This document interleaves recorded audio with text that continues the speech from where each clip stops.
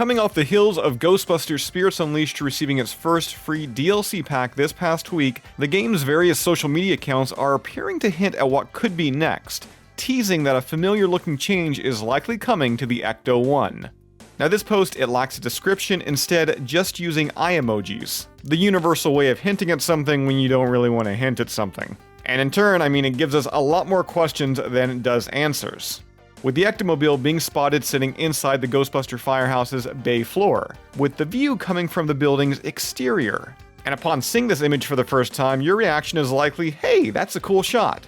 And yeah, it totally is, but looking a bit closer, you're going to notice that despite the Ecto-1 still being heavily based on the vehicle's appearance from Ghostbusters Afterlife, with the noticeable age and rust, the latter, it has swapped sides. A detail that is unique to the original 1984 film. So we've got to ask, is this a tease that alongside our player model, we're at some point going to be able to customize, or at the very least, choose from a few Ecto-1 presets? Or even potentially a peek at something even bigger. At this time, we're totally in the dark, but as always, we're going to continue to follow the story, so stay tuned.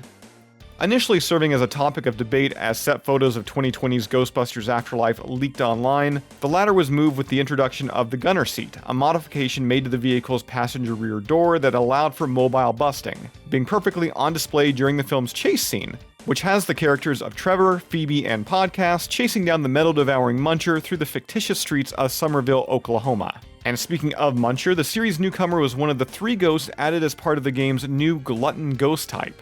And if you've yet to check out Muncher in Ghostbusters Spirits Unleashed in action, be sure to watch the gameplay footage that we have up here on the Ghostbusters News YouTube channel. A link to that is down below in this video's description.